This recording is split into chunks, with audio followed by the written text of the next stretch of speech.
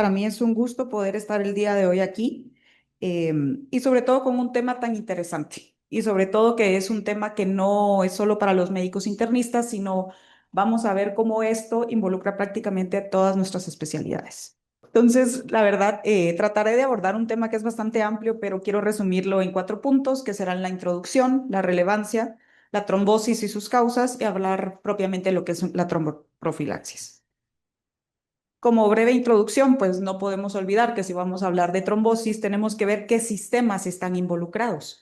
Y uno de los más importantes, pues va a ser el sistema de coagulación. Creo que no vale la pena que yo me inmersa propiamente en todo lo que conlleva el sistema de coagulación. Durante nuestro entrenamiento todos aprendimos lo que es la cascada de coagulación y poco a poco cómo se convirtió esto en el modelo de celular de la coagulación y las distintas fases que esto conlleva. Piensen en el sistema de coagulación como el sistema que evita que nos desangremos, sobre todo frente a procesos traumáticos o de cualquier otra índole. Pero al mismo tiempo, si este sistema fue el que forma coágulos, que evita que nos desangremos, tiene que haber un sistema que vaya a contrarrestar la formación de coágulos para evitar que éste vaya a causar estragos en nuestro cuerpo. Y esta es la fibrinólisis, donde el actor principal pues es el plasminógeno que se convierte en plasmina y empezamos a deshacer la fibrina, que fue quien formó la capa del coágulo. Una forma resumida de ver la coagulación. Un poquito más compleja, pero para fines de la práctica necesitamos tener esto. Y luego, ¿a qué nos referimos? Nuestro cuerpo está en balance. Entonces podemos ver que tenemos los factores procoagulantes y los anticoagulantes. Y si estos se encuentran en balance, funcionan muy bien. ¿Qué significa funcionar muy bien aquí? Mantener nuestra sangre en estado líquido. ¿Por qué? Porque tenemos factores que pueden producir coágulos y también, si se rompe un vaso, tenemos riesgo de un sangrado importante. Entonces, ¿qué es lo que pasa cuando perdemos este equilibrio? Es cuando presentamos ya sea eventos trombóticos o eventos de sangrado. Por eso es tan importante lograr mantener este balance. Y entonces esto es una pregunta muy personal. ¿Qué da más miedo? ¿El trombo o el sangrado?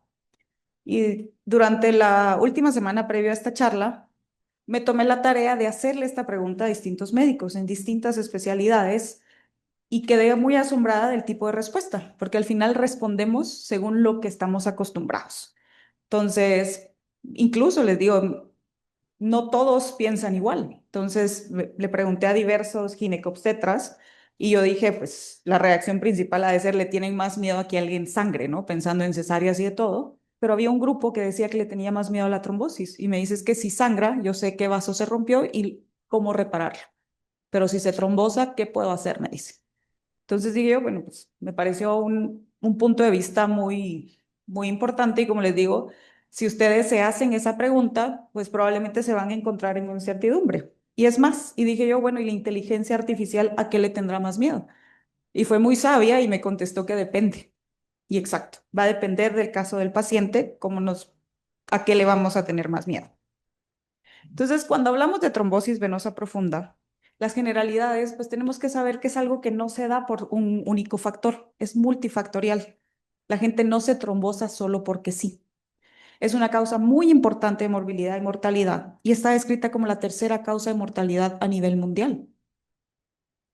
¿Qué es al final la trombosis? Pues se forman estos coágulos, nuestro cuerpo no es capaz de deshacerlos y estos tienen el peligro de oclusión en el sitio o pueden migrar. Cuando hablamos de este problema, por eso les digo, no es un problema pequeño. La incidencia de esto en países desarrollados refiere que hasta 1 o 2 personas por cada 1000. Quiero que piensen cuántas personas conocen ustedes. Probablemente, tal vez no los conocen a fondo, pero conocen más de 1000 personas. Entonces estamos hablando que de lo que ustedes conocen, si ustedes se ponen a pensar, ya conocen un par probablemente que ya tuvieron algún tipo de trombosis. ¿Verdad? El riesgo o las poblaciones de mayor vulnerabilidad descritas están en los pacientes que tienen neoplasias, pacientes que están internados en áreas de cuidado crítico, enfermedades oncológicas, y sobre todo se ha descrito la incidencia de la trombosis en pacientes que fueron operados recientemente. Si no reciben la adecuada profilaxis, esto se puede presentar hasta un 40 o 60% de los pacientes, una tasa altísima. Por eso les digo, no es un problema único para medicina interna, sino para las diversas especialidades. Cuando pensamos en por qué se forman los coágulos, como les digo, es multifactorial. Todos recordaremos durante nuestro entrenamiento a la triada de Virchow. Fue pregunta de examen, fue pregunta del pase de visita. ¿Y qué son los factores que se involucran aquí? La éstasis venosa, entonces es que la sangre se quede quieta en algún sitio. La hipercoagulabilidad que se puede dar por diversos factores y que haya una lesión endotelial. Estos son los tres puntos principales, pero no son los únicos. Actualmente le damos mucha relevancia también a otros procesos, como lo es la activación plaquetaria, inflamación, liberación de factores procoagulantes. Entonces, factores de riesgo. Tenemos factores que no nos podemos quitar, que serían los hereditarios, y tenemos factores adquiridos. Y entre los adquiridos, pues hay no modificables. Factores hereditarios, conocerán ustedes sobre las diversas trombofilias. Y es por eso aquí donde tenemos que recalcar la importancia de la historia clínica, no solo del paciente, sino si hay historia familiar sobre trombosis. Tenemos ciertas enfermedades que son heredadas y que tienen un riesgo alto y que incluso tienen indicaciones específicas para el manejo de esto, ¿no? Las más famosas son el factor 5 de Leiden, la mutación de protrombina, deficiencia de proteína S y proteína C. Y un factor ya conocido es que los que son del grupo sanguíneo no O tienen un mayor riesgo de presentar trombosis. Factores adquiridos. Dentro de lo no modificable, por mucho que nos queramos ver bien, la edad es algo que no podemos modificar. A mayor edad se ha descrito mayor incidencia de trombosis. Es también porque esto, gracias a Dios, en niños no es una gran problemática. Los niños que pueden presentar estas enfermedades es en menor porcentaje. Las neoplasias, si el paciente es sometido a cirugías, si hay fracturas, la colocación de diversos catéteres, el síndrome antifosfolípido, enfermedades autoinmunes, embarazo, terapias de reemplazo hormonal, viajes largos, antecedentes familiares y obesidad. De estos, pues, si notan, puse asterisco en dos entidades porque quiero ahondar un poquito más en estas. La trombosis asociada a cáncer, CAT por sus siglas en inglés, representa hasta el 20% de las causas de trombosis. Aquí lo impresionante es que un paciente que tiene cáncer, ustedes van a encontrar diversas probabilidades, pero es alrededor de 12 veces más riesgo de presentar algún tipo de trombosis que un paciente que no tiene cáncer. Y aún más, si el paciente inicia algún tipo de tratamiento de quimioterapia o inmunoterapia, terapia dirigida, esto se incrementa hasta 23 veces más. Hay ciertas neoplasias, como lo es el páncreas, ovario, pulmón, estómago, cerebro y los linfomas no Hodgkin, que tienen mayor riesgo que las otras neoplasias. Y dentro de los pacientes con cáncer también hay factores de riesgo que se asocian a MAIRA. ¿Y cuáles son estos? El evento trombótico previo, que ya haya metástasis del primario, la progresión de la enfermedad, que haya movilidad reducida y hospitalizaciones. Que las hospitalizaciones pueden ser complicación directa de la neoplasia o complicaciones secundarias como los procesos infecciosos. Y luego, hablar del embarazo. ¿Por qué todo el mundo le teme a la trombosis en el embarazo? Al final, la naturaleza es sabia, decía uno de mis maestros. La razón por la cual tenemos aumento de los factores de coagulación durante el embarazo es que es una forma de protección, protección a la mujer para que en el momento del parto no se desangre. Entonces la naturaleza es sabia, ¿no? Pero esto pues, nos confiere riesgos de trombosis. Tenemos aumento también del factor de von Willebrand, hay factores que se estabilizan y tenemos reducción de la contraparte que deshace coágulos. Todo esto con el fin de proteger a la mujer. Durante nuestra práctica usamos diversas escalas que nos pueden orientar para saber si el paciente tiene riesgo o no de presentar un evento trombótico. De las más famosas o más escuchadas, hablamos de la escala de Wells y la escala de Ginebra. Aquí lo que vamos a ver, si se dan cuenta, son diversos parámetros clínicos y tienen una gradificación. Y con base a esto nos habla qué probabilidad tiene el paciente de tener trombosis o no. Y esto nos puede orientar durante nuestra práctica. Para el diagnóstico, las manifestaciones clínicas se van a dar según el sitio de la trombosis. Entonces, el sitio más común, hasta el 90% de las trombosis venosas, las vamos a tener en miembros inferiores, siendo los más común lo que es infrapopliteo. ¿Qué va a referir el paciente? Dolor y edema son los más comunes que van a referir, al igual que el aumento del diámetro de la extremidad. Ojo aquí con el dímero D. El dímero D es muy útil, pero el dímero D en manos equivocadas puede ser muy malo para el paciente. ¿Por qué? Porque el dímero D nos brinda muchísima información, pero no nos asegura nada. Lo único que nos puede asegurar el dímero D es cuando no está elevado. Nos va a decir que la probabilidad de que haya un evento trombótico es muy bajo. Pero al contrario, este es un marcador que vamos a encontrar elevado en diversas cosas. Inflamaciones, traumas, cirugía. Incluso se ha escrito en infecciones virales en el periodo posterior podemos tener una ligera elevación. Y esto no significa que el paciente tenga una trombosis. Esto no justifica el hacer ciertos estudios, porque vamos a ver que hay estudios invasivos y no invasivos, y tampoco implica el inicio de anticoagulación o el inicio de profilaxis solo guiados por el dímero D. Aquí vemos una representación del famoso signo de Omans, que puede ser muy útil, pero no todos los pacientes lo van a presentar y va a ser dolor en la pantorrilla cuando flexionamos el pie. Luego de las entidades o gold standard para el diagnóstico de trombosis venosa profunda, tenemos lo que es un Doppler venoso. Aquí, ¿qué vamos a encontrar? Pues ausencia del flujo sanguíneo, la presencia del trombo que se puede identificar, la falta de compresibilidad del vaso y un flujo alterado. Y esto pues, son los amigos radiólogos quienes nos van a dar esta información. La tomografía. Como hablamos, una de las complicaciones es que estos trombos migren del sitio donde se formaron y se vayan al pulmón.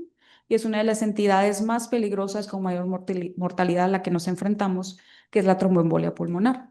Una tomografía de tórax, angiotomografía, nos va a mostrar la presencia de coágulos en los distintos vasos. Vamos a ver la presencia del coágulo en los vasos y al igual que disminución de flujo en otros vasos. Dependiendo del sitio lo podemos identificar, ¿verdad? Yo les comento que es el sitio más común, son los miembros inferiores. A nivel, piensen en la poplitea, estamos hablando a nivel de la rodilla, pero también tenemos afección a nivel de la femoral o en las venas ilíacas es el segundo sitio más común. Entonces necesitamos estudios de imagen tipo tomografía para poder identificarlo. Gracias a esto tenemos algoritmos diagnósticos. Entonces nos podemos orientar de qué hacer con estos pacientes. Pero recuerden que cada paciente es único. Entonces no podemos encasillar a todos. Esto es para orientarnos. Entonces, si el paciente le refiere signos y síntomas sugestivos de trombosis, ustedes lo pueden estratificar. ¿Qué factores de riesgo tiene el paciente? ¿Qué hallazgos al examen físico les hacen pensar en esto? ¿Verdad? Si es bajo riesgo, es ahí donde el dímero D les puede ayudar. Si sale positivo, ustedes ya justifican, porque tienen síntomas y un dímero D positivo, realizar el estudio. Si sale negativo, deben de excluir esto y buscar otras causas de las molestias del paciente. Si es de alto riesgo, automáticamente nos va a llevar a la ecografía Doppler, ¿verdad? Y ya vemos si es negativo, pues pensar en otras cosas y si es positivo, debemos iniciar tratamiento. A mí, la verdad, le comentaba al doctor Avendaño que me tocó hacer diversas revisiones de distintas guías para saber qué había sobre trombosis. Y como les comento, no es una entidad única de medicina interna, entonces me tocó revisar diferentes, pero creo que este ejemplifica mejor lo que es el tratamiento en la trombosis venosa profunda, porque nos habla de tres fases. Al momento del diagnóstico, el manejo inicial, luego el tratamiento primario y la prevención secundaria. Aquí ejemplifico de que lo que nos toca revisar, quiénes están involucrados aquí. Tenemos la Sociedad Americana de Hematología con sus guías, tenemos CHEST, también muy famosa, las guías ASCO para pacientes con cáncer, tenemos la Asociación de Cirugía Vascular, tenemos las guías de cardiología europeas, tenemos tromboprofilaxis en cirugías uroginecológicas, ay, perdón. Entonces, no es solo de una persona. Incluso de las más completas que van a encontrar es para cirugías de traumatología y ortopedia. Y la verdad es que son de las guías más concisas que van a encontrar, ¿verdad? Ellos fueron, quiero ubicar, quiero hacer, quiero de todo. Entonces, este es un problema de todos. Lo vimos casi todos.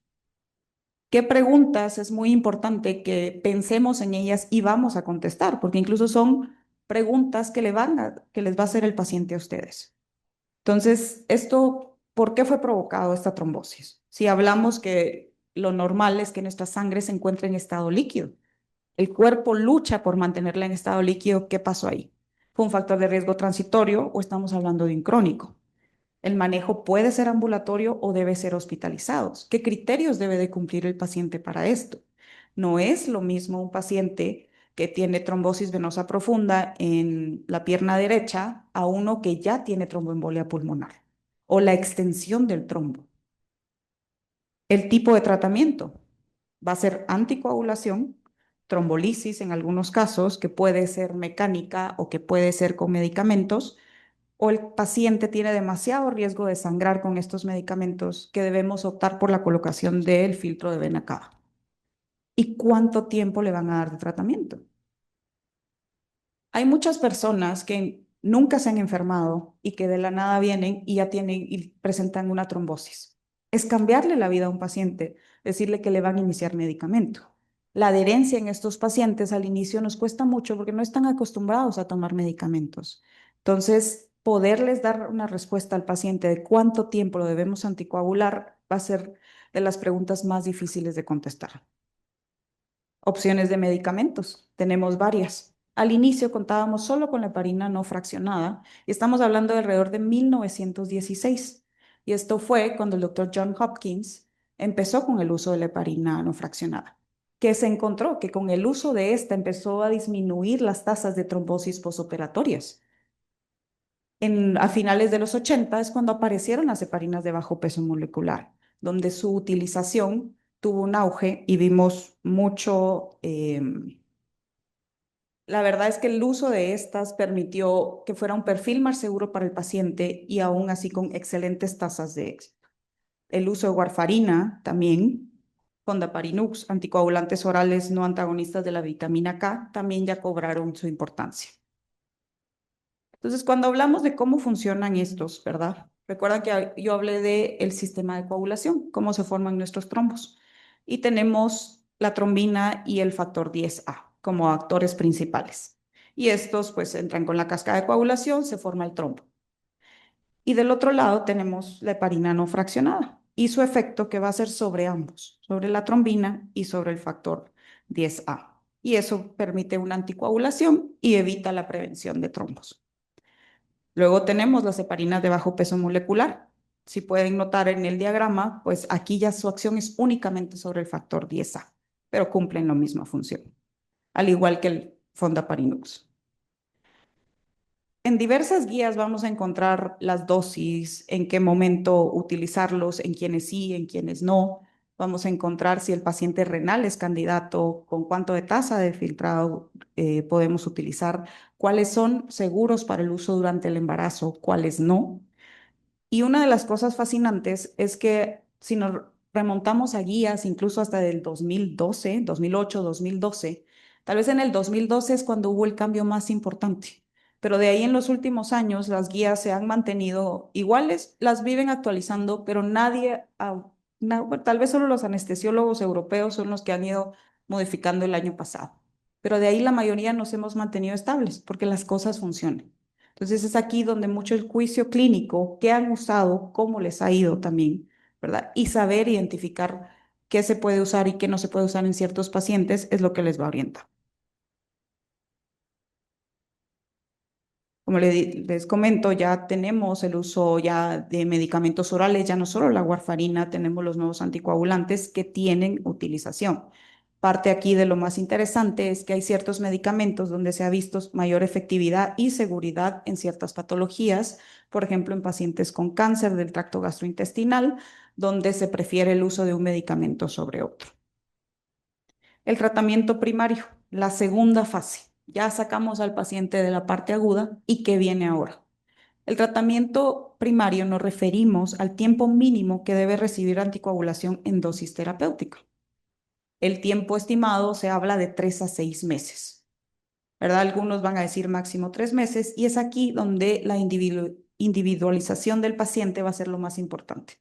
¿Por qué se trombosó este paciente? Tiene factores que tenga mayor riesgo de trombosarse más adelante. Fue porque el paciente sufrió un accidente y estuvo encamado mucho tiempo. y ya no va a seguir encamado, ya recuperó la movilidad. Es un paciente candidato a solo tratamiento primario y no prevención secundaria.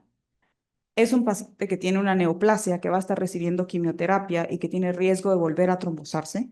Es esa individualización la que les va a permitir a ustedes poder decir qué paciente va a ir para cada camino.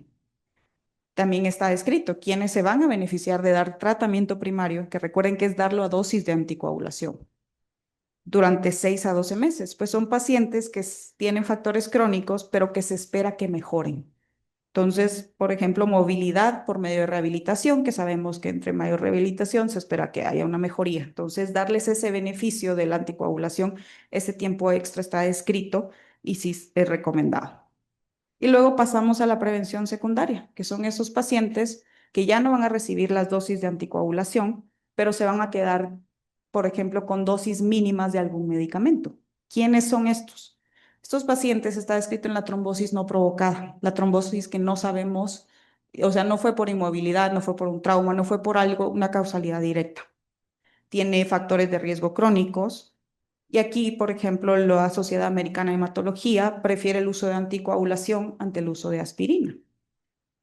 ¿Qué pasa con los antagonistas de vitamina K? Se deben mantener las metas, que es el INR entre 2 a 3. ¿Qué implica esto para el paciente? El uso de antagonistas de la vitamina K, pues hay que estar midiendo, ¿verdad? Sabemos que la dieta puede influenciar mucho cómo se está metabolizando este medicamento. Entonces son pacientes que deben ser monitorizados de forma estricta. ¿Por qué? Porque se puede prolongar mucho y tener un mayor riesgo de sangrado. O al contrario, depende incluso el comer muchas cosas verdes, incluso mucha gente no lo considera, pero el consumir aguacate puede bajar el efecto de la warfarina. Entonces, la restricción de dieta de estos pacientes viene siendo muy importante. Entonces, la antagonista de vitamina K sigue siendo una opción, ¿sí? En ciertas poblaciones, pero recordar las limitaciones que lleva. Y luego los nuevos anticoagulantes orales, que cuando aparecían los primeros anticoagulantes orales realmente vinieron a cambiar un poco el marco, ¿verdad? Hablábamos del uso de parinas, que mucho fue subcutánea, y luego poder optar por tratamientos tomados realmente tuvo un impacto. Y ya no solo tenemos uno, tenemos múltiples, pero recordar que va de la mano del aumento de costos. ¿Qué complicaciones tienen las trombosis? La más peligrosa o la que más conocemos es una embolia pulmonar. Si no tratamos el trombo, hay riesgo que en el sitio se vaya a extender o haya recurrencia en el sitio. Y luego el síndrome posttrombótico. Muchos a veces vemos la trombosis solo como el evento agudo, pero el paciente no.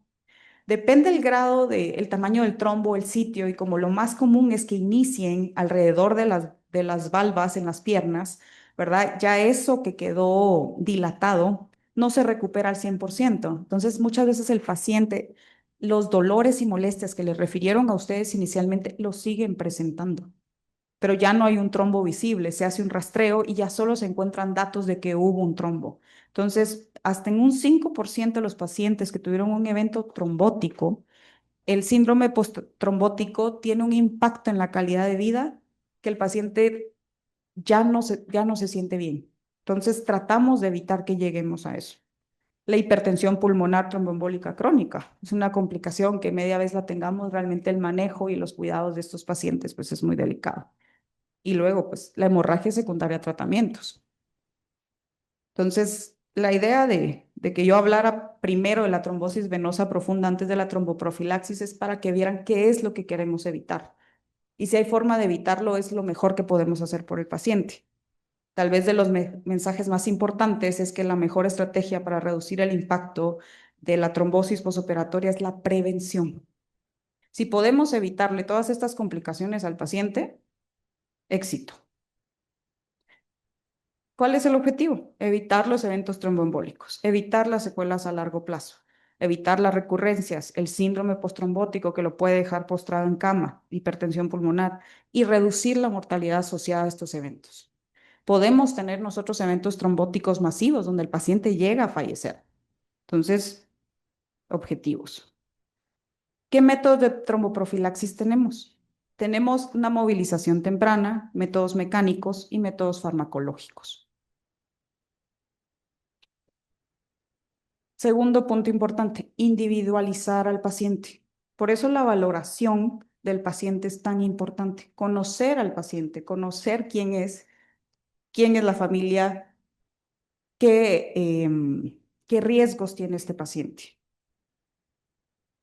Y es aquí donde les digo nuevamente, me impresionó mucho el trabajo de los ortopedistas. Esta es la guía española de cirugía ortopédica y ellos automáticamente van a clasificar al paciente según los riesgos. Los ponen con factores de riesgo fuertes. eh, Aquí uno de los ejemplos, incluso ellos toman en consideración la hospitalización previa a la cirugía. Riesgo moderado, aquí es donde ellos incluyen las neoplasias, las enfermedades inflamatorias intestinales, el uso de quimioterapia y pacientes en el puerperio. Y factores de riesgo débiles, tal vez yo no soy fan del nombre de riesgos débiles, ¿verdad? Pero aquí es donde ellos incluyen la edad, hipertensión, diabetes, cosas que no van a poder modificar, obesidad, el embarazo, sobre todo en el tercer trimestre, y el reposo durante más de 3 días. Entonces, los ortopedistas pensaron en todo. Pero luego también medicina interna, no debemos de olvidar que las trombosis intrahospitalarias del 15 al 20% son de pacientes de medicina interna, pacientes hospitalizados nuestros. ¿Qué factores de riesgo ya se identificaron? Pacientes con infarto agudo, con sepsis, con enfermedad respiratoria, enfermedades autoinmunes, eventos cerebrales trombóticos. Cosas que no podemos modificar nuevamente. Entre mayor edad, mayor riesgo de presentar esto, el hecho que el paciente tenga cáncer, paciente que no se pueda estar movilizando, el uso de terapia de reemplazo hormonal, obesidad, enfermedades como neoplasias mieloproliferativas crónicas, como la trombocitosis, la presencia de venas varicosas y la genética tampoco la podemos modificar. ¿Qué podemos utilizar? De las más utilizables o conocidas es la puntuación de Padua y nuevamente nos enumera ciertas características de base y la recomendación es, si tiene más de 4 puntos, pues el paciente tiene un riesgo de trombosis, por lo cual debe iniciarse algún tipo de tromboprofilaxis. Y luego de las más famosas, la estratificación por Caprini nos permite caracterizar al paciente. Nuevamente, son diversas y ellos aquí incluyen el tipo de cirugía, no solo por el tipo de cirugía, sino por el tiempo aproximado de la cirugía y nos da distintos puntos. ¿Y qué sabemos? 0 puntos es un riesgo muy bajo de riesgo de trombosis, mientras que más de 5 puntos es un riesgo alto. Pero al mismo tiempo, recuérdense que el paciente puede sangrar. Estamos hablando de dos sistemas, un sistema que quiere formar trombos y un sistema que los va a disolver. Entonces, ¿qué factores de riesgo se han identificado donde el paciente, si le iniciamos tromboprofilaxis en modo de anticoagulante, tienen un riesgo de sangrar? Se habla de úlceras, sangrado en los últimos 3 meses. El de plaquetas vamos a diferir un poco porque depende de la especialidad, vamos a decir realmente si es de 50,000 es un número muy arbitrario. La edad, a mayor edad, mayor riesgo de trombosis. La presencia de catéter o no, la presencia de cáncer, el que sea hombre y falla renal. Entonces, hay distintas guías que les van a decir a quiénes deben de darle tromboprofilaxis y esta la usamos mucho para en pacientes de medicina interna.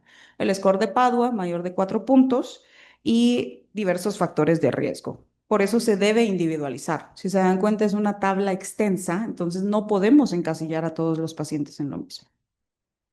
Ahora, el paciente quirúrgico, donde mayor se describe las tasas de trombosis si no reciben tromboprofilaxis. Estrategias. En medidas generales, es parte del plan educacional hacia el paciente. No, no deberíamos solo decirle al paciente, mire, levántese de la cama y pásese al sillón, ¿verdad? ¿Por qué? Porque también el estar sentado, esa posición, no permite que haya un retorno venoso adecuado. Pero entonces, ¿qué sí le podemos recomendar? Porque qué fácil decirle no lo haga, pero también tenemos que darle opciones al paciente, ¿no? Entonces, ejercicios que pueden hacer en cama, dorsiflexión, caminar alrededor. Si tienen limitación, debe ser acompañado para evitar que haya caídas. Pero desde ahí empieza la tromboprofilaxis de los pacientes quirúrgicos. desde antes de la cirugía. Tenemos métodos farmacológicos y tenemos métodos mecánicos. Creo que la mayoría estamos familiarizados con las medias de compresión, ¿verdad? Es interesante cuando se revisa la literatura sobre la efectividad de estas o no. Y entonces, la verdad que tiene muchas cosas a favor, pues se pueden colocar con facilidad, son fáciles de encontrar, de utilizar, los costos, efectos adversos que se hayan visto con la utilización, la verdad es que solo si están mal puestas va a tener mucha molestia el paciente. Y luego tenemos las medias que ya son mecánicas, ¿no? O sea, las que se inflan, insuflan y lo que logran es alcanzar un cierto número de milímetros de mercurio que van a permitir que mejore el retorno venoso. Entonces es una ayuda extra para el paciente. Cuando hablamos de estrategias farmacológicas, tenemos varios medicamentos que podemos utilizar. La de heparina no fraccionada, podemos usar las de bajo peso molecular, la enoxaparina es uno de los medicamentos a mayor disponibilidad y que la gente se siente muy tranquila utilizándolo, pero no son las únicas opciones. Pero luego aquí, con el paciente quirúrgico, surgen ciertas dudas. ¿Cuándo iniciar la profilaxis? Aquí es muy importante que sepamos cuándo se trombosa el paciente. Es muy raro que el paciente se vaya a trombosar antes de la cirugía. Sabemos que el evento de la cirugía es el que desencadena el riesgo de aumento de la trombosis. Pero, interesantemente, la mayoría de pacientes que se trombosan post cirugía es cuando ya se les dio de alta del hospital. Por eso vamos a hablar de cuánto tiempo también les vamos a tener que dar. Y de lo que también se habla mucho es en qué momento dar la profilaxis. Y muchas de las guías, y si se revisa la indicación de cada uno de los medicamentos, habla que debe darse antes de la cirugía la primera dosis. ¿Qué pasa ahí? Puede crear pánico, ¿verdad? ¿Por qué? Porque pensamos, lo voy a anticoagular, lo voy a abrir, va a sangrar el paciente y el hecho de que esté anticoagulado va a sangrar más. Pues, ¿qué se ha hecho al respecto con eso? Existen diversas revisiones que tomaron en cuenta esa duda. Y la realidad es que al no dar la profilaxis antes de la cirugía, lo que encontraron fue de que había un mayor número de eventos trombóticos y cuando sí se dio, se vio que no aumentó el número de eventos de sangrado. Entonces, es seguridad. Pero nosotros tenemos que transmitir esa seguridad y decirle con certeza qué no debe de pasar. No debemos anticoagular al paciente y que no sea llevado a sala de operaciones o que pase es que cancelan la cirugía o lo que sea. El paciente está preparado para su cirugía. La duración de la profilaxis, otra de las preguntas más importantes, pero nuevamente la única forma de contestar esta es sabiendo qué tipo de paciente es. No es lo mismo una cirugía menor que una cirugía mayor. Entonces van a encontrar diversas indicaciones, pero un número mágico no existe. Lo que sí sabemos es que la recomendación, por lo menos en ciertas cirugías, como la de traumatología, es por lo menos 10 hasta 10 días después de la cirugía si no tienen factores. Si ya el paciente tiene algún otro factor o se les trombosó durante esos días, pues se va a ampliar y ya se va a dar la dosis de anticoagulación. ¿Quiénes recomendamos de 14 a 21 días? Nuevamente, todo esto va a depender. ¿Qué dicen los estudios? ¿Verdad? Hay grupos que se dedicaron exclusivamente a estudiar a los pacientes y solo les doy 7 días, 14, 21, 28, y ver las tasas. Las tasas son muy parecidas pero al revisar la población, es que la población es muy diferente. Entonces, poder individualizar a cada paciente con base a esos estudios es muy difícil. Y luego, si el paciente sangra, suspendo la profilaxis, sí. Sobre todo si está poniendo en riesgo la vida del paciente. Y nuevamente, las lecciones más importantes de mi maestro de coagulación fue que para sangrar se rompe un vaso. Tenemos que saber qué es lo que se rompió, por qué está sangrando el paciente, detener, estabilizar al paciente y luego se revalora al paciente. ¿Cuál es? Quiero que piensen en pacientes operados. Creo que esto es una población muy importante. Cuando les dan de alta, el paciente lleva la tromboprofilaxis. Depende de la cirugía, lleva también medicina para el dolor, lleva antibióticos. Entonces, nuevamente, es un paciente que se va con una alta carga medicamentosa.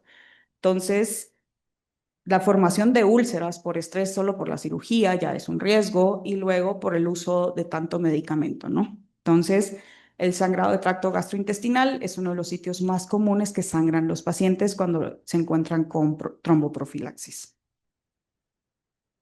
Nuevamente nos encontramos que no hay una entidad que diga cuál es la recomendación específica para las poblaciones. Un ejemplo es en cirugías oncológicas, tenemos distintas guías con distintas recomendaciones muy parecidas. La mayoría siempre van a preferir el uso de anticoagulación medicamentosa que es solo mecánica en estos pacientes porque conocemos el riesgo aumentado.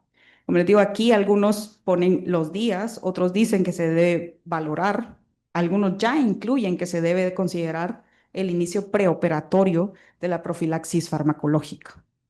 Entonces, ese es un concepto que, como les digo, mi experiencia, algunos cirujanos no están familiarizados. Incluso algunos internistas siguen poniendo de no iniciar hasta 12 o 24 horas después de la cirugía. Entonces, es muy importante, también parte de nuestra educación médica continua, saber en qué vamos, ¿no?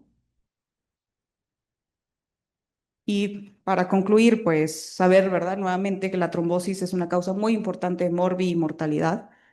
Favor de individualizar cada caso. No todos los pacientes son iguales y no todas las trombosis posoperatorias se presentan en el posoperatorio inmediato.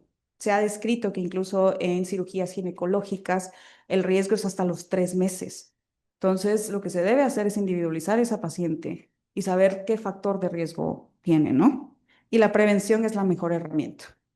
Yo dediqué gran parte de la charla a ver qué es la trombosis, qué involucra la trombosis, pero si podemos prevenir que el paciente llegue a tener un evento trombótico, mejor para el paciente, mejor calidad de vida y eso debe ser una prioridad para nosotros.